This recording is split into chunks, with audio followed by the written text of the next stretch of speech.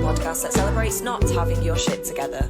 On today's episode, we have Jak Hutchcraft. He is a journalist, a youth worker, a documentary filmmaker. He's worked with Vice, The Guardian, Sky, The Paper and Kerrang, to name but a few. He mainly covers culture and music, but has explored many other areas such as science, politics and religion. His new feature-length documentary, Right Here, Right Now, which is about what happened when Fatboy Slim organised a free party in 2002 in Brighton, is out now on Sky Docs. As well as this, he also plays in the band WACO. I hope you enjoy the episode. Here's Jak. Hello. Hi Jak, how are you feeling? I feel great. You feel great? I feel really good. Yeah? I feel like I've got everything I need. You've got your shit together. That's the end of the podcast. Yeah. Yeah, well, thank you for having me in Brighton. Yeah, that's okay. By the sea. How long have you lived here? I've lived here for 2 years. Mm-hmm. And I moved here from London. Yeah. And How long were you in London? for 12 years, from when I was 18 to 30. Oh my god, wow. Yeah, so I moved at one junction of my life, I guess. When you turn 18, yeah. people think that you become an adult, Yeah. or legally you do. Yeah. And so I was there for university, and I stayed there until I turned 30. That wasn't a plan, but I just wanted to leave. Oh, okay. Oh, it's hard to leave. It is hard to leave, Do you but I think think so? London's hard to leave. Interesting. Yeah. Well, maybe I'm still there, so. maybe so, but I wanted a change, Mm-hmm. and so I wanted to come somewhere that was smaller and that was close enough to London for me to go see my brother and my friends and some of my work is there. Mm-hmm. I'm a journalist. I'm a documentary filmmaker and a journalist.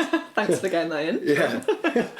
Oh, maybe you'll introduce that already. No. I mean, I will in the bio, but it's useful if you say what you do. Yes. What do you do? I'm a journalist and a documentary filmmaker, and a lot of my work is within culture, I guess, as broad as that is, but sometimes also about science, psychology, religion, politics. But I guess within subculture and culture, there are intersections of politics and of fashion and of even of science and stuff like that sometimes, you know. Mm-hmm. Yeah. So on a scale of shit to together, how are you feeling today? 9.8. 9.8, that's very high. Mm-hmm. Why is that? I feel great today. Yeah. Yeah, really good. I've been looking forward to this podcast. Yeah. I'm appearing on Caitlin and Ryan's podcast. I mean... You've listened to a few today as well. That's good, that's great for me. It's a nice, that's a peak it's a of nice life purpose for my day. Yeah, exactly, it's peak. It's a peak of the week at least. And I feel good. I like exercising, so I did a lot of exercise today. What did you do? I went for a long run, and then I went to the gym, and then I went for a swim. Wow, it's like a triathlon. All I need to do is ride a bike, and then I've done a triathlon.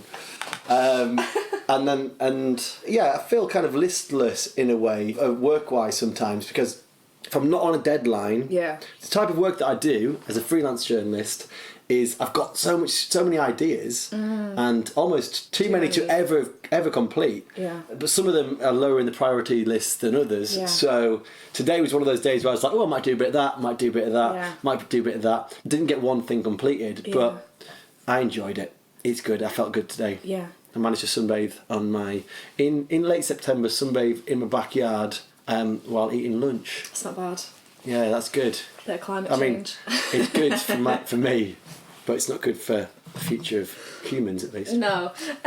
So do you think you're quite good then at like self-discipline in terms of that? Like being a journalist, you must have to like design your time. Yeah, curate your calendar. I'm really bad at that. Oh yeah. Yeah.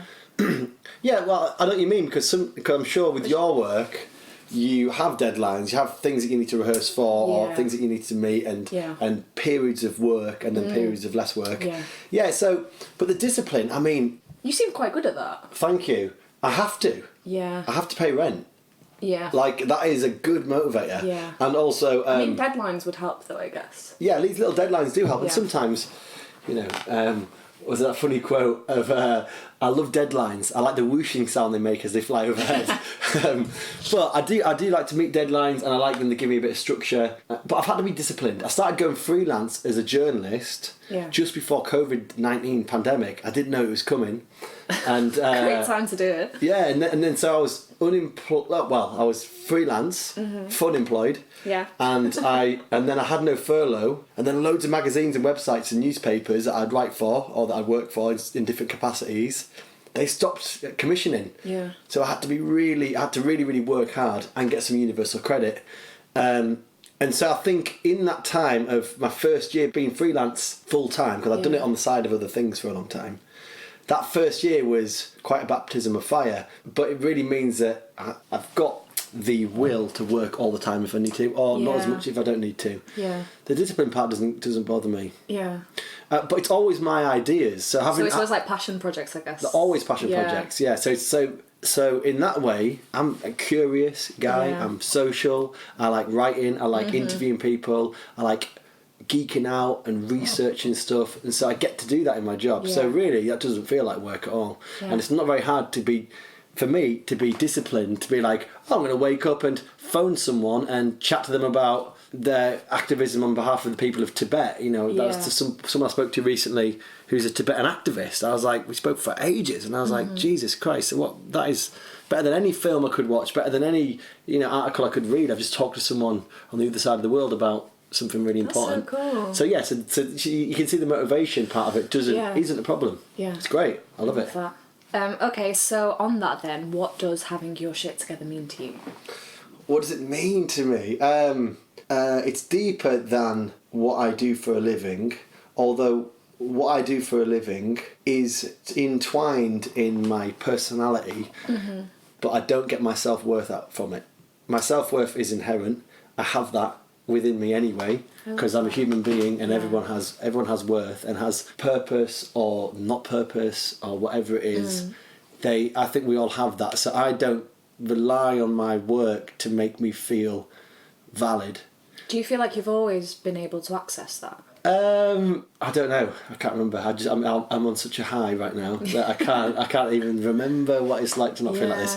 But I think that, however, I also do get a lot of enjoyment and feel like I've got my shit together when I'm doing work, not for the money, but because I think that the way I approach my job is actually in a heart-centered way, in which I want to connect with people and actually spread empathy. Yeah. Because if you read about people, or if you watch a documentary about people that you wouldn't otherwise speak to or hear from or learn about, I think that can create these connections of empathy, this web of empathy that is really important for everyone having a good experience while they're alive on Earth. So it's good to be connected to each other, and I like to think of myself and all of the journalists, apart from the shady ones, as kind of connectors between these people, Yeah. And so I like that. So that part of my job, like if money was no option, which we'll probably get onto that in a bit, I would still do what I do. I'd just do it at a different pace. Well, I wouldn't be staying up till midnight every night working. So having my shit together, for me, sorry, it's a long way of saying it, is to do with me feeling my a connection with people, love, an inherent love from the universe and each other and the cosmos, but also I feel I have purpose in my life and meaning, and so that is a very good way of feeling like I've got my shit together, because everything else seems more temporary than having a deep-rooted purpose. And money comes and goes for me a lot. Sometimes I make quite a bit of money, sometimes I make fuck all, and a lot of other things come and go, but really I feel like I've found a way in which I can spend my time that is beneficial to other people and to myself. And also I don't just write, I also work with teenagers. I do some youth work, and I've just started lecturing at a university last week, so this week. So it's so there are different ways in which I think I'm useful in helping other people live a better life. So multifaceted. Is it? Yeah, I think so. All the things that you're saying, like the different jobs that you do, and yeah, I think it is. Thank you. It's like a sense of... I see it as the same thing. Yeah. But thank you. But it's like a sense of contribution as well, I think. Like a lot of your purpose comes service. Yes, yeah. Which is like a huge thing. I think when you don't have a sense of like purpose, but I also think purpose is double-sided for like contribution as well. And I think... Because for me, like what you're talking about having that sense of knowing your worth inextricably from your job, like I really struggle with that. I think I get a lot of my worth from the work that I do. So therefore, when there's a lack of that, I find it sends me into a bit of a spiral. And then what I have to do to ground myself is try and think of something to like that is like contribution. Because I think if I have a day where I feel like I'm not contributing to something, be that like my work or myself, I don't know, or like other people, then I find it sends me a bit west. But I hear you, and I'm sorry it makes you feel that way. It's difficult. I go through that as well. But perhaps maybe you recognising that and speaking so candidly about it is a step in the direction of being able to be mindful and not let that bother you as much, perhaps. Yeah. But that's not without my. I must add, that's not without my enjoyment. I don't just live a life in service of other people. I do enjoy my work, so there is an element of selfishness in it, obviously. Yeah. But I found something, and I put on events, so I found something that connects me with other people and it nourishes my soul, which is hard to find. And I'm making a little bit of money from it. Wow, how lucky am I? Like, seriously, I feel like a dream come true. Yeah. You know? But like those, like both things have to exist. Like you need to get fulfillment out of it as well, because otherwise you're just in servitude forever. Yeah. Yeah, it needs to stimulate you. Okay. Before the podcast, I asked you to think of an object that makes you feel like you've got your shit together. Can you tell me what that is? Yes, I thought long and hard about this. So I've got this rock. That you're holding. Yeah, and the rock is painted. It's painted green, and it's got a circle of love hearts. Yeah. Around it, and then in the middle it says "Keep your chin up, chick." Yeah. And this is really this makes me feel like I got my shit together. Related to what I just said, actually, because I was working with some teenagers at a summer camp in Bridgewater years ago, and all these kids from Somerset, they were sweethearts. They were all like 14 to 18 years old, not kids, young people. And then this was something that one of the young people gave me, and she was really sweet, and she was really hyperactive. I think it's hard to describe because she was really unique. She's great, and she was part of my little family group we have these family groups at the summer camp. So you get you get a smaller group within a bigger group to get to know them a little bit more. And that Keep Your Chin Up Chick it reminds me of that work that I don't do full time, but I do dedicate time to, and I used to do full time when I was in London. It reminds me of that, and that makes me feel like I've got my shit together because it feels like it's a very connected thing for me, and I like the idea of helping these young people inspire themselves. And we're not there to inspire them. Us youth workers don't inspire them. They inspire themselves and each other, because they are like surprised at what they can do. Wow, what, me? I'm doing art? Oh, I thought that was for other people, or they get up and they sing, or they get up and because a lot of it's around creativity. Yeah. They get up and they do some drama improv thing, and they're so shy and closed off when they arrive, and some of the kids have been through care, and some of the kids have been refugees sometimes, and they've had different life stories. Some just go to mainstream school, but all together in this camp, it's like a world is created. And this is cool because this is her. She gave that to me, and she gave us all presents in the little family circle. And I like how supportive she was of other people. Yeah. Supportive. She was telling me, "Keep your chin up, chick." It's probably something she's been told before. And I know she has a really troubled home life. And I thought, wow, she's stepping up into a leadership role almost. She's stepping up into a caring role of keep your chin up, and I'm going to leave you all with some positive messages. Yeah. And you think, God bless you, you're like 14 years old, she needs so much support. Yeah. And she will get that when she left, because she had support workers and stuff working with social workers working with her. But I just thought, that's good. That makes me feel like I've got my shit together, because I got to meet these young people and I got to hang out with them, and I got to learn. They showed me their world for a bit, and I feel like I gave them something that wasn't me inspiring them or being this, hey, you could be like me. It was more giving them space to be kids, and to and a safe space to just be. And what came out of that is always magical and beautiful, and that's one memento. And I don't have many. I love that. I don't have many, but that's it. Keep your chin up, chick. Very sweet. That's very cute.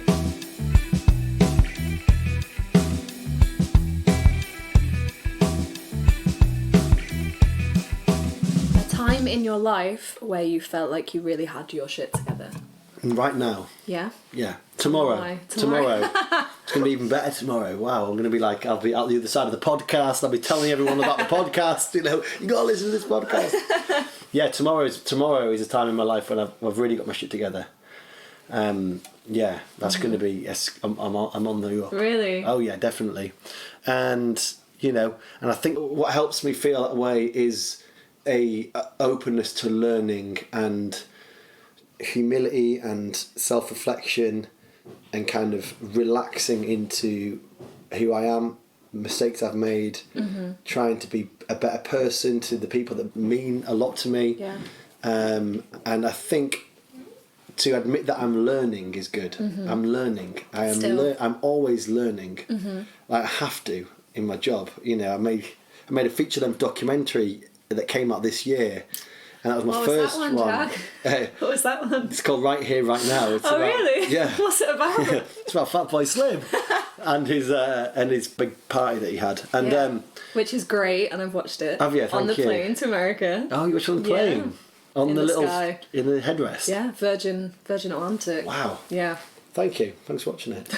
But that was a very big learning curve, as a lot of my work is. But that was like, Jesus Christ! Like You've never done anything that big before. No, I've made short documentaries, but that now I was making a feature length, and that was like I had it in me, and I wasn't going to let them down. And Did you feel confident when you started, or were you like imposter syndrome? I was like, I had this weird thing where I was like, I'm confident I can learn how to do this.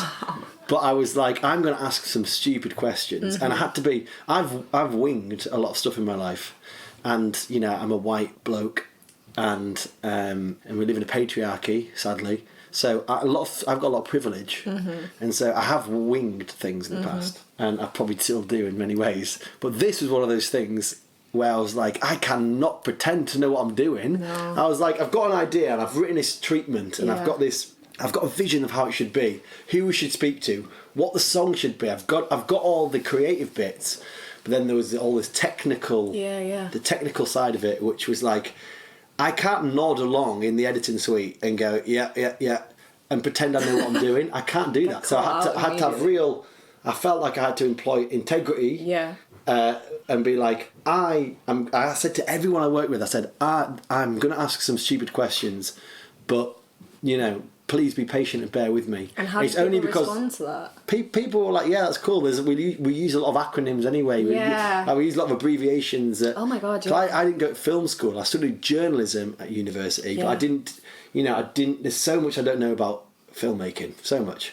And so I was like, I know what it should be like. And I ended up directing it with, you know, my stabilisers, if we can use an analogy of riding a bike, where my friend Ben and my friend Owen, who I made the film with, one was the editor, one was the shooting producer. Without them, I couldn't have done it. But we made it together, us three, and it was, so that's a good example of me being like, wow, I've got so much more to learn. Yeah. But I was confident that I could learn it. I wasn't confident that I knew what I was doing. It was a different thing. It was like, I know I haven't got my shit together. Yeah. But I know that I can give it a fucking good go. Yeah. You know, because it was like a once in a lifetime opportunity. Yeah. And I felt like I delivered. But all the way through, well, we'll get onto it when we get to the photo question. Picture round. Picture round. And so, all the way through it, I felt like, Jesus Christ. And now I'm like, I'm reading books about filmmaking still. Crazy. I'm still reading books about how to edit film. I'm kind of putting myself through that training. Wow, that's so cool. So that was a time. So what was the question? Time in your life where you felt like you had your shit together, and you said tomorrow. Tomorrow, yeah, because I'm learning. You know, tomorrow you're going to be better than today. Next day will be better than and this you're day. on 9.5 today, so you're getting there. Yeah, I mean, it's going to be in 3 days. In 3 days, God knows what I'll be like. Okay, a time in your life then when you felt like you didn't have your shit together. When I moved cities, I moved from London to Brighton. I was going through a difficult period because I was having a lot of changes in my life at the time. And then I was also very conscious, because I can be quite impulsive and live in the moment, which can be quite a good thing, I think, but also it can be a bit reckless. And in that I've been reckless with people's emotions sometimes, and friendships and relationships and family, even stuff like that. So impulsiveness can be a good, nice, fun way to live, but I try to keep it under control a bit. You know, like making decisions like, I want to move to Brighton. That's a good example, right? And I was going to move the year before, but then it was during COVID, and it was it wasn't the right thing to do. And then when I was moving this time round, which was 2 years ago nearly, I felt so confused. And then I really didn't feel like I had my shit together, but I was like, the landlord was selling the house I was renting, so I had to move out of the house in London. So my idea was to move to Brighton, but there was a lot of changes in my life, stuff that I wasn't really robust enough to handle. And then I remember when my brother and my friend Joe helped me move down here, I remember just like, it was like the next morning, I stepped out of the house and I felt like it was my first day at school. Oh my God. It was so weird. I stepped out and I was like, because I've lived in London since I was essentially a child. Yeah. And I had an expanding group of friends, but the same few core legends that I hung out with all the time. And, you know, I lived in the same area, and that was my kind of comfort zone. I remember stepping outside. Did you know people down here? I knew a couple. Right. And then I remember stepping outside of the house, and I felt, I felt not good. And then I was like, took a few selfies, sent to my brother and my mum and my dad and my sisters and everyone, my stepmum. Hey, you know, here I am, just a guy living in Brighton, cool. And I felt small. Yeah. And vulnerable and very kind of thin-skinned and just generally upset. Yeah. And so I was like, walked down to the beach like, wow, I live here now. This is weird. And it was in winter, so I was a bit like, it not was the time that most people come to Brighton. yeah, it's known as a bit of a holiday place. And so I really didn't. I thought, God, I've made such a big mistake. And then, you know, the next day felt a bit better, and then the next day felt a bit better. And then actually it was, because obviously I work by myself as a journalist often, or I work with a team when I'm doing a production, when I'm making a documentary, but usually it's just me and my laptop. And that was hard to meet people. Oh my God, yeah. So I was like, so I actually... You have to like really join things. Yeah, exactly. But I was also really broke as well. I was really poor at the time, because I wasn't getting much work. And so I got a job in a pub down here, few days a week, and that was like how I blossomed. I like working in pubs sometimes. I've done a lot of it in London and throughout my life, and then I not blossomed, I kind of opened up. Yeah. And then I was like, wow, okay. And then I started having friends, and I started speaking to people, and I saw people in town that I'd served at the pub the night before, and it was really, and then I started to feel integrated into the community here. And then now I feel really happy here. But that was a time I didn't feel like I had my shit together. I thought I'd made a mistake. I thought I was being too impulsive. I thought, wow, I'm meant to be really I'm meant to be confident. I'm meant to be this guy who can talk to anyone. I'm a journalist. You know, I've travelled the world doing these weird articles about people and doing all this stuff. And then I was like, this was a decision for me and where I was going to live, and only I could make that decision. And it wasn't the sort of thing I can get like a second opinion on, because everyone was saying different things, and I was going through, a lot of change. So I was like, I'm just going to have to make a decision here. Yeah. And God, that's such like a... Yeah, but then I guess things are temporary, like I said before. So what I reminded myself is, if it didn't work out here, or whatever I do really, then it doesn't have to be forever. That's true. It doesn't have to be forever. It could be, I could have lived here for a little bit, and then I could have moved somewhere else, or I could have come back to London, or I could have done whatever. So that's what I reminded myself. It's not like this is me now. It was more like okay, I'm going to give this a go for a bit. Cause I think and that eased the stress of it all a little bit, because I was like, I'm just going to try out Brighton for a bit. Yeah. I even looked at, because it's almost 2 years since I lived there, I even looked at the social media post I put, and I thought I was just trying to get my head into headspace, and I'm giving the seaside a go for a bit. Yeah. Even if the language was like, non-committal. Non-committal. Just gonna move here for a bit. See if it doesn't, see if I survive. That's really resonating with me, what you're saying. Because, like 2 reasons.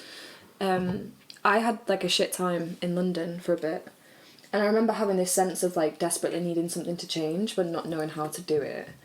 And I kind of made the decision that I needed to move because I'd been living in the same place in London for like 3 or 4 years, and during COVID and, you know, it got stilted. And I made the decision to move. So I'd always lived in South London, and I made the decision to move North East London, which in London feels like you're moving to a different city. Yeah, totally. Like, it's wild. And I was like fucking terrified about it. And I moved house, and literally I remember getting to the house and being like, the next morning waking up and being like, what the fuck have I done? Like, the entire life that I built for myself was in South London. And now I'm here, and now everyone's like, all the people that I know are like an hour away. And like, this was a terrible decision. And for the first few weeks, I felt awful. Also, like, I think the second week I got COVID. So I was, like, trapped in the house, just like, what the fuck have I done? But then what I did as a way to try and, like, ground myself in that area was I started working in a cafe. Similarly, because I was just like, how do you get to know an area and its people and, like, make friends with people? And so I, like, worked there and had a really good time. And that's how I met Ant, who I do the podcast with. Wow. Shout out to Ant. Shout out to Ant. Not here right now. But I remember from that thinking, like, change just does in its nature breed growth in some way. Okay. Like, it's either going to be good or it's going to be bad, but it's going to be different, and you are going to have to grow to fit the change. And yeah, that's kind of something that I've kind of held from that. That's wise. Yeah, and I start to feel myself getting like stifled about things sometimes, and then it's like I know that I need a change. Totally, yeah. Yeah. Okay, 3 things that make you feel like shit. If I can't find time to exercise, it's a very personal one. If I can't find time to get to the gym, I'll go for a run, I'll go for a swim, I'll go for a walk even. Sometimes I'm really, really busy and I sit on my laptop all day. That makes me feel physically shit. I feel like my brain doesn't work properly. I feel like my mood is dampened and I feel like agitated. I feel, my well-being and my mental health and my health obviously is linked so directly to exercise, more so than eating healthily. Like, I eat healthily, I think, but like, I can eat really healthily, and if I don't leave the house and exercise or something, I still feel shite. So that's a really important one for me. And not that I'm some fitness influencer, although I do have respect for those in some ways. I think it is a good thing to do for almost everybody, and I'm not saying it cures clinical depression or fixes everything in your life, but I don't think there are very few bad things that can come from exercising regularly. Yeah, you know what I mean. And it's not even a physique thing, you know. Just no. I really, well, I can only speak for me because I've only ever had one body and one brain, but for me, it's like, I don't regret ever going for a jog or a run or a swim, or I feel like it always is a good idea for me. If you can fit it into your life, I think it would be a good thing to do that as well. From time to time, regularly would be good. So that's my influence. Well, they say moment. like just take yourself out for a walk for like 20 minutes, don't they? Yeah, and then I've had and I understand why people reject that idea. Because it might make they might have hang-ups or even trauma or things like that related to exercise or self-conscious issues around going to a gym or whatever, which I totally understand. But I do think the benefits are, for me, life-changing. 2 more things. 2 more things that make me feel like shit. So that's not exciting. I hate capitalism. I'm sick of it. I didn't agree to be born into it, but I'm here now, and it doesn't work.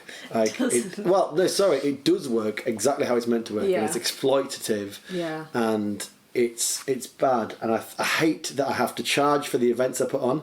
I hate that I play in a band. I hate that I have to charge for merch and get merch made. Yeah. I hate that because I don't want to contribute to this. I don't think people need to buy anything. I don't think they need to buy anything apart from food and medicine and alcohol and drugs if they want it, right?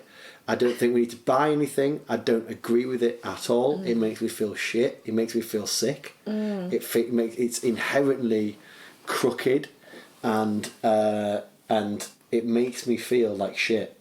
I really, really think a lot of people know this, and I wrote an article recently about anarchism and the rise of anarchism among younger people, and And I read something in an anarchist newspaper that said we're in a zombie capitalism, that's what they called it, a zombie capitalism where it's not really dead, but it's not really alive. No one really believes in it. It's just kind of trundling on. People can't imagine anything different. Exactly.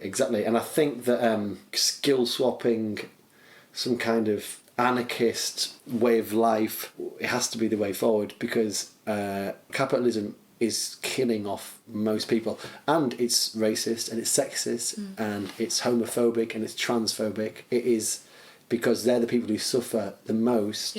Marginalised people suffer the most under this, whatever the system is.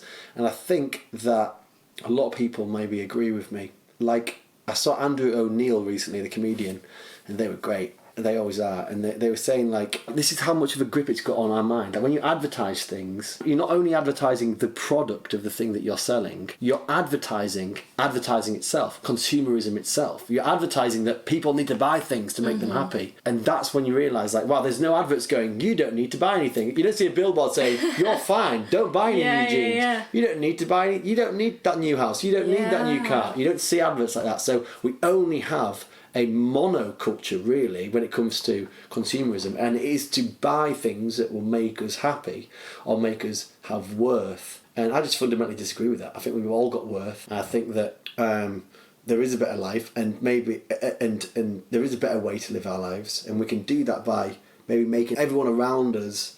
I don't know, there are so many different ways of doing it. I don't want to get into a political rant, but there are so many ways of doing it. Doing things outside of a system of, you know, monetary exchange. You can do like the anarchist social centre down here, the Cowley Club. Everybody volunteers there. The bar staff volunteer there. The sound tech at the gigs volunteers. Like, no one gets paid there, and it's a very, very small way of how things would work. And that's the same as, you know, I've spent time at different eco villages and communes and with religious groups and stuff, and it works when people it works when people have everything they need, and people are, you know, and things become toxic the minute greed and money takes over, and people are kind of lionised up to a state where they make more than other people. I think that capitalism makes me feel like shit. And the third one is the internet makes me feel like shit, and my phone makes me feel like shit. And social media, the internet and my phone. But I think maybe the internet's the one I'm going to hone in on. That makes me feel like shit because it doesn't make me feel happy. And I think it's kind of boring and when you say the pointless. Internet, do you mean social media though? No, I think maybe even just the whole internet. Yeah. I'm not saying things were better before, but I'm saying things are not better now.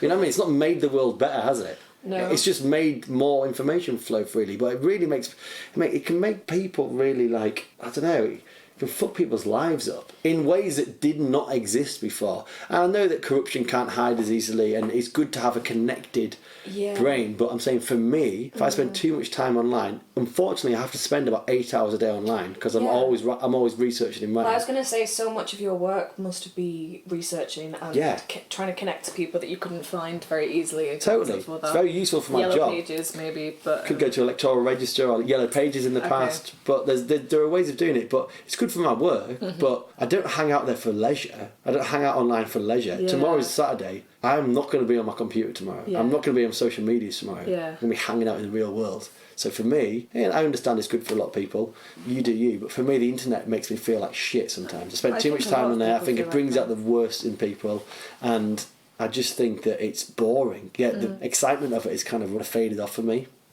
Go on Twitter for 10 minutes and you'll feel like the world is an awful place. But then go to your fucking local library or your local community centre or the local sports and social club down here and hang out with the nanas playing bingo, or go and talk to the people at the local pub, and you'll realise the world isn't so bad, that we don't all hate each other, that we're not all Nazis or transphobes or fucking whatever. You know what I mean? Jesus Christ. No one's getting cancelled down the pub. Maybe in Brighton. Hey, Ant. Hey. You do a great job in editing this podcast, might I say. If people like the podcast, what do they need to do? Like it. What else? Follow it on social media. And then what? They could share it with every single person they know. Thanks, Ant. You can go back to your corner now. Bye. In opposition to that then, 3 things that make you feel like the shit. So does that mean me feeling good? Yeah. Like I'm good? Like the shit. Or like, I feel good inside, or I think that I am a good person? Both. Oh, okay, both.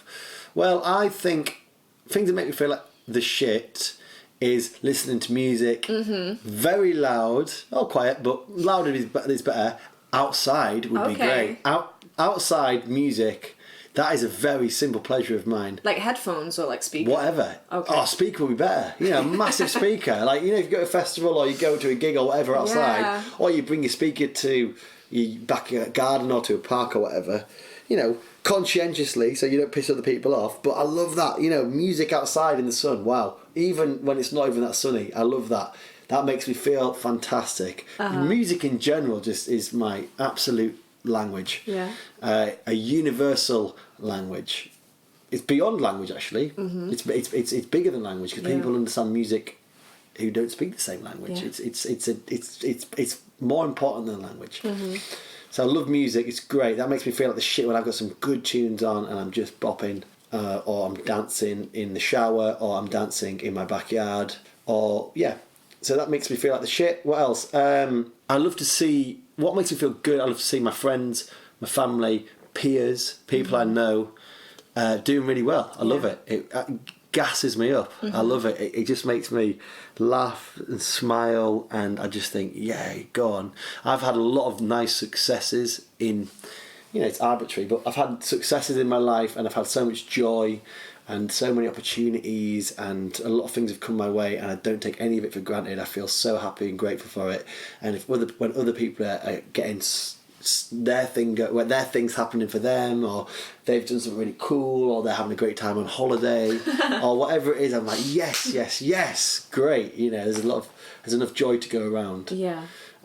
So that makes me feel like the shit. I feel like, yeah, go on. And in general, people, they all deserve it. You know, deserve happiness and joy in some ways, even if I don't know them or like them. Really. And then the last one. I love what makes me feel like the shit. What makes me feel like I'm exactly where I need to be, and life is absolutely amazing, and we're lucky to be here. Is when I'm laughing with my mates, and with my brother. Yeah. Usually with my brother and our mates. Oh yeah. God.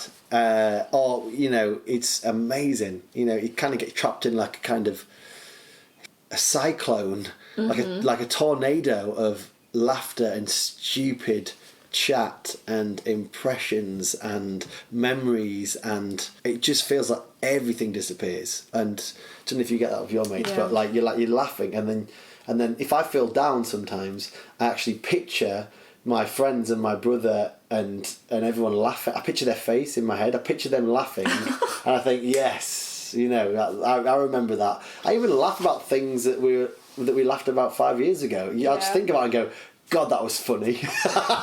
And it's usually when we're sitting in the living room. Could be even in the small hours of the night. You know, could be you know, in a field watching a band. Or it could be at the pub. I think that makes me feel like shit. It feels like, yes, you know, life is not too bad, because laughter. I mean, it's free. We can tap into it whenever we want, right? We can laugh whenever. If you've got a good group of mates, you can laugh all the time. Would you say you're a funny person? I think that, not in general, but if I'm with the right people, we can go down some stupid wormholes. I'll tell you that. God, like smoking a joint and like watching South Park or something like that. Like I'm like, wow, I've never laughed this much in my life. And it used to happen all the time when I lived with a few mates in London. Like every night we'd be like on the floor laughing. Oh my God. Not just about South Park, but just about some stupid scenario we'd made up. Yeah, that makes me feel like the shit. Okay. Something that makes you lose your shit. So you're good and bad, right? In a positive and negative way. Oh, let's get the negative one out of the way. Okay. I'm not going to go on about it. Cut to. Just, again, very briefly, the debt-based money system that we live in. I think that is the heart of so much that's wrong with our world. So fucked. So I lend you 20 quid, and I say, hey, give me 25 back. That's bad. Yeah. That is sinful behaviour. And banks do it all the time. And banks make me lose my shit. We accept it. banks are crooks, they're businesses, they make money off nothing. And also, really, when you get down to it, this money doesn't exist. The money that we owe has been invented. It's been magicked up onto a screen. Yeah. And people take their own lives. People take their own lives when they owe money because they've got a credit card to pay for a credit card to pay for a credit card, and these credit card companies share the details of these people who are struggling with other credit card companies, and so they target them with adverts. They put posts through their doors, and then people sadly can even take their own life. It doesn't bear thinking about what they do, and then what happens to the debt? It gets wiped off. It gets deleted on the screen. That makes me lose my shit. It is so bad because money's got such a big grip on our self-worth and our ability to live in this really strange inherited spell that's been cast, a curse that's been cast upon us. And I think that makes me lose my shit because I think that the money, it's magicked up. So say if you had if you had 100 people on an island, right, and you gave them £10 each, £10 note each, right? And then someone said, can I borrow £5 off you? And that person said, yeah, you can borrow £5, but just give me £10 back. Okay? That extra £5 that they've added onto it doesn't exist on the island. Think about it, because there's 100 people with £10 each, and that's £1,000. So where are you getting So where's that extra 1,050 come from? Where's that £50 come from? It doesn't exist. Yeah. So that's when you break it down to that level, you think, well, hold on, if I'm borrowing £5,000 from bank and I have to pay back £7,000, that £2,000 I have to take it out of someone else's pocket, or do I have to magic it out of thin air, or will I be really broke? And also people, it's the same as like countries owe other countries money, governments owe governments money, and that's like historical debt. I think it's absolutely heartbreaking. It's more like palpable now as well. I think like seeing as we're like entering into this cashless society where literally there's nothing crossing palms anymore. It's just like it's bad, figurative.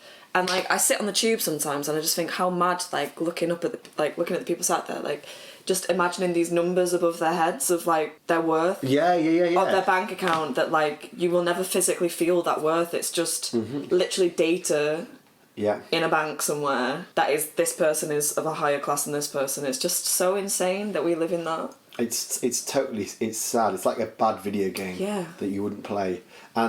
And then, like, even when you get down to a very personal level, people feel, like you said, their worth. But in a relationship, even if their partner's like, it doesn't matter how much you earn, it doesn't matter. People are so brainwashed, sadly, it's not their fault, that they think, oh, I don't earn enough. Oh, I'm not bringing it, I get fired, you lose your job, so, oh no, I'm not bringing any money in anymore, I'm on the dole. You feel like somehow you're less desirable. Like, what? Yeah. Like, where the hell does that come from? You've been taught that. And that can pull relationships apart as well. Yeah. And like not having the money to go on holiday together, or the things that other people can do, like that can be really stressful. That can like really affect people's relationships, which I think is really sad because, we are all love, and that's it's a shame. But yeah, that grinds my gears. But what really what makes me lose my shit in a good way is, I've already said it, but it's music again. Yeah. I think, like, in like a club or in a gig or whatever. How does that compare to like being on stage playing the music? Oh, playing the music? Yeah. No, do you know what, actually? No, this is better. Okay. I thought about this before the podcast. What makes me lose my shit is playing music. Not on stage in front of an audience, but playing music with people, jamming, practicing, whatever it might be, rehearsals. But I love it. Like, I was in some drum circles over the summer with a group of people, and that was mad. We were doing some samba reggae. There is something about drumming. Yeah. Oh my god. We were doing samba reggae, and it was unreal. And there was like 10 of us, and it was so loud. And we must have been playing for like 25 minutes, and it was just like, the louder it got, and the more intense, and the stops and the starts, and then the different types of drums, leading, and then others leading, and it was just like hypnotic. And I love drumming. I can play a little bit of drums, but that was like out of my comfort zone, and I loved it. And so I like playing music with people. That makes me lose my shit. that is, in an ideal world, I would have, well, we live in an ideal world, we just don't use it properly, but if I had more space, I would probably have a big room where I had loads of instruments to jam, you know, with people, but I don't have the space for that down here in this house. But that would be cool, you know, a room with loads of instruments, just come round, like I said, have some beers and not make music to go and perform or record, just like, let's just play for a few hours and then put it away. That makes me lose my shit. Do you ever play music? Yeah. Yeah. Yeah. You play guitar? And drums. Oh, cool. Yeah, but just you saying that then reminded me of the first time that I went to Boomtown. Oh, nice. Love that place. And like on the last night, all the music stopped at like 10, and obviously everyone was still like wanting a party. And as we were walking back to the tent, I just started hearing these like drums in the distance, and basically like people had just turned over the bins and got like tent poles. Wow. And everyone was just like bringing the bins to this same place.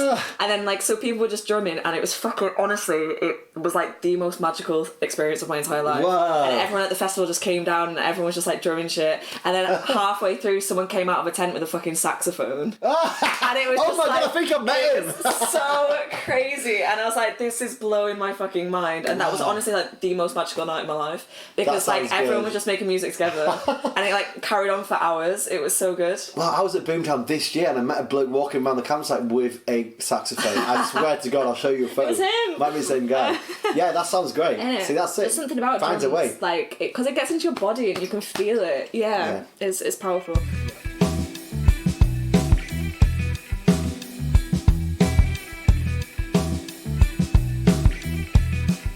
The moment that you found some shit out about yourself.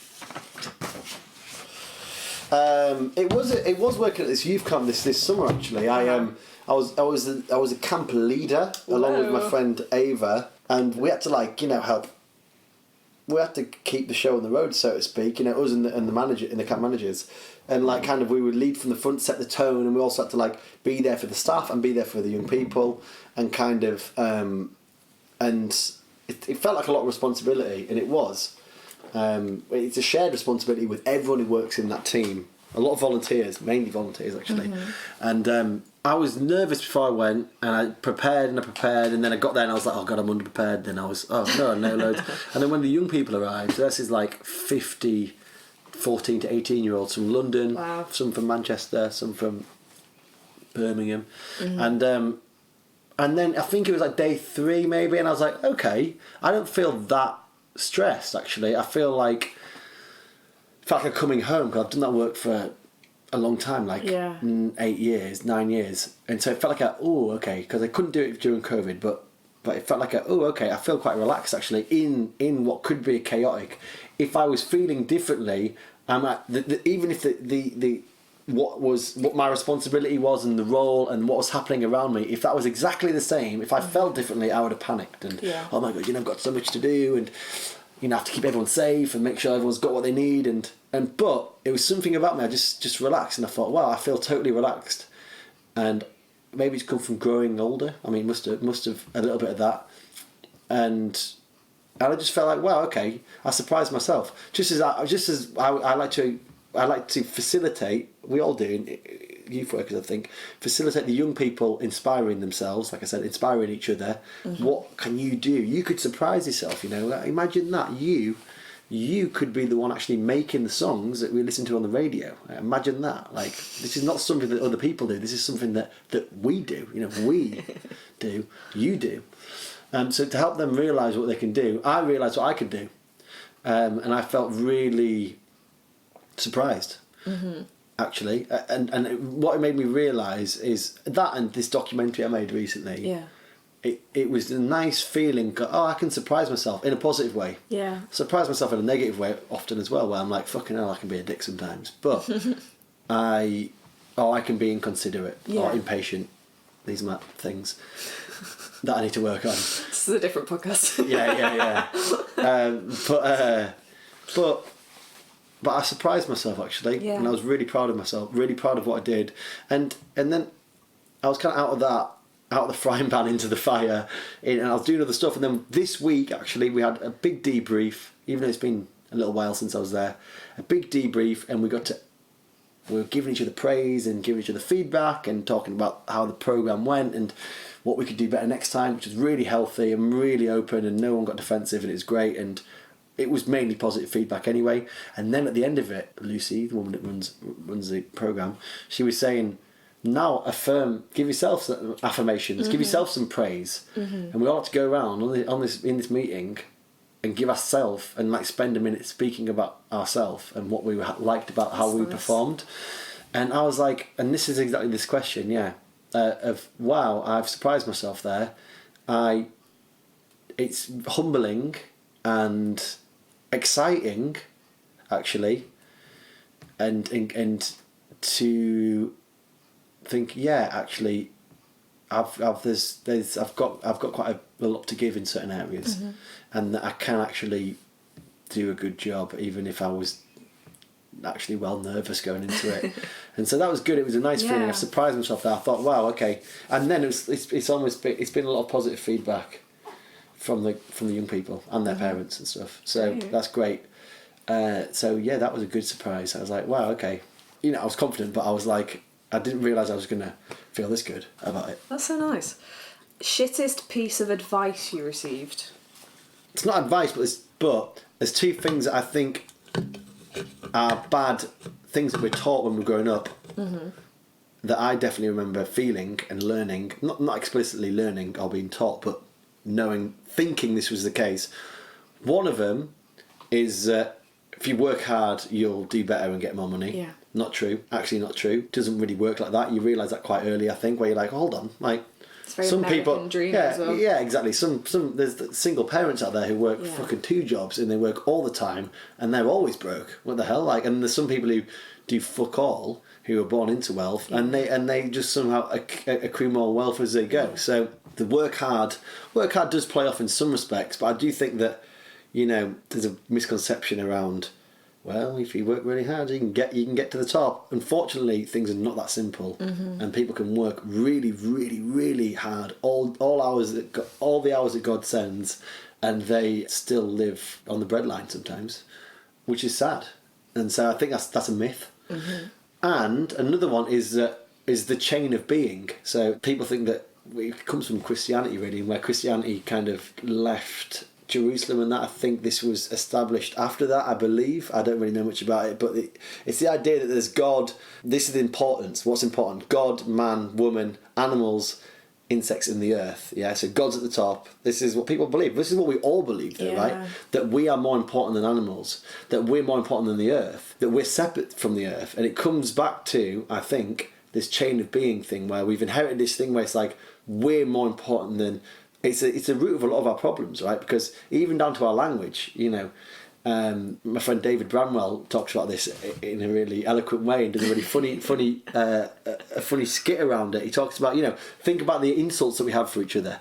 You rat, you bitch, you worm, all animal insults, right? And so that's a very good way linguistically of how we think we're better than animals. That's interesting. You're a piece of dirt, and that's us thinking that we have dominance over the earth and dominance over animals, and that leads to a lot of animal suffering, as we'd see in mass farming, a lot of climate change, of course, thinking that we can just use the earth because we're more important than it. Think power over, exactly, rather than power with. And so I think that's a myth that it wasn't advice I was given, but it was something that I think I believed. And I always remember I was speaking to a hippie lad, a friend of mine, and I was talking like, what about. It's a shame that supermarkets throw out food, right? It's a shame, right? It is a shame that they throw out food. They throw perfectly good food into the skip because it's run out of date by a few hours. And I was going down that route of, isn't that a shame? We should do something about it. And he said, well, something's going to eat it. And I said, I think he was being contrarian, but the more I thought about it afterwards, I thought, he's got a point. He said, but something's going to eat it. I said, what, rats? And he was like, yeah.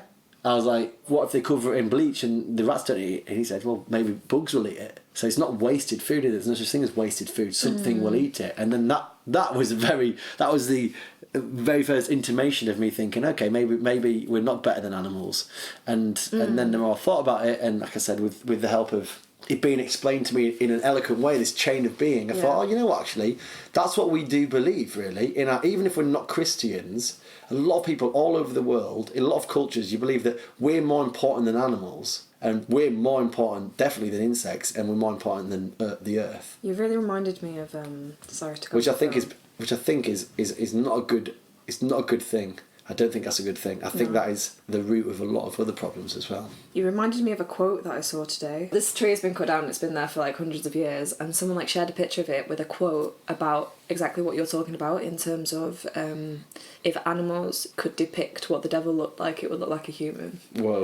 And I was like, fuck. It is bad, yeah. So that's the bad advice that not advice. That's the bad myth that I was taught that I think it was cultural that we think that we're better than animals, more important than animals and insects and the earth. Yeah, that's a good one. Okay, shit you wish you'd known sooner. I wish and I'm learning this constantly. I wish I could. I hope to one day further understand how my actions impact other people. Okay. Yeah, and their emotions and their well-being, and how reckless and hurtful I have been with people I think in, people I love, and people that I've care about a lot. Maybe hurtful is wrong. Well, maybe not, because even though it hasn't been my intent in the past, I realise with a lot of deeper introspection and reflection, you think, yeah, that was not a nice thing to do or say or whatever. So I wish I'd known sooner, or wish I'd considered sooner, how my actions can affect other people, even if it's not intentional. Because even if something's not intentional, doesn't really change the impact it has on somebody. You know. Yeah. So yeah, but that's a lifelong mission, I think. Yeah, to be less cavalier with people's emotions, not take people for granted. Yeah, I like that. Okay, we're now at the point of the shit shot. Shit shot. He's ready. Yeah, okay. So this is a photo that to the outside eye looks like you have your shit together when at the actual time you didn't. Well, this is the photo of me. It looks like humble brag. I don't mean it that way. But this is me interviewing Simon Pegg. Oh my god. You can see that's me there. Yeah, yeah. And we're filming an interview with Simon Pegg. This was during this documentary I made, Right Here, Right Now, which is on Sky at the minute. Sky Documentaries. Plug that shit. And I was interviewing him, and he was a sweetheart. And it was just like, that whole process was absolutely mad. I only finished the documentary at fucking Christmas, and then it came out. It was on TV in February. Oh my God. I'm not even joking. It was a mad turnaround. And then, and so that whole time it was like, it wasn't really imposter syndrome. It was kind of like, I was just constantly aware of everything I didn't know. And I was kind of clinging on for dear life. That's what it felt like. I was clinging on to the project like any minute. It felt a bit like any minute they're going to be like, you don't really know what you're doing, do you? Like, I don't know. It was such a weird feeling. Like, but then I guess like, I just thought if I can get through it. Like this is another interview that I wanted to do. Yeah. I'm meeting this actor that I really like. That's so wild. A great writer, a great actor. I was like, cool. And then I was like, hi mate. And I look at him and think, he just thinks I'm a documentary filmmaker. Yeah. He doesn't know that I'm not. Yeah. He doesn't know that I'm kind of, like, I'm really, really new to this. Like, and so, I feel really new to it. I've actually been making documentaries for quite a long time, but not at this level. Yeah.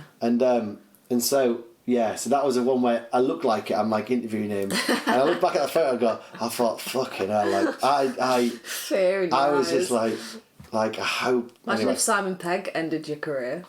Yeah, if you just stopped and went, actually, Jack, can you right now tell me everything about the lens that we're using in the camera, please? Can you describe, and like... I've heard Simon Pegg like that. It's all about for some reason the technical jargon was just it was like my biggest fear. It was like there was so many like I said, like abbreviations and stuff. I was like, what does that mean? Come on, speak English. Yeah. It was always a bit like, I didn't want it to reflect poorly on the production, to be honest. I was like, I really believe in this. I think it's great, and I want everyone to believe in this idea as much as I do. And don't let the fact that I'm asking you stupid questions make you think that I can't do this. You know what I mean? Yeah. That's what I felt. Yeah. There's no such thing as a stupid question, though. Famously, that's what the only stupid question is one that was left unasked. Wow. Bars. Okay, so Jack, Have you got your shit together? Yeah, I told you, what did I say? 9.8% out of 10. Maybe you've got it. I feel like I've got a lot of my shit together. I feel great inside, and I feel like I know what I'm supposed to be doing. But I also am very excited to get the rest of my shit together. Tomorrow. Feels great. Yeah, tomorrow and onwards. It feels good. That for me feels exciting. To be like, you know what? What I'm yet to learn is what drives me and what excites me, and what I can do with my career and with my life and the people that I can meet and the people I can help and people I can hang out with and get to know. That excites me. So getting the rest of my shit together over the rest of my life is exciting for me. Does not feel in any way worrying. And I noticed that people on your podcast sometimes talk about how old they are. Their age sometimes comes up. Oh. So for anyone wondering, I'm 32, and when I turned 30, I didn't have a freak out or meltdown. I felt absolutely fine. Yeah? Yeah, and I can't wait to turn 40. And do you know what? After that, I cannot wait to turn 50. I can't wait. It's great. What a trip. What a ride. Well, thank you so much for coming on the podcast. That's okay. Thanks for having me.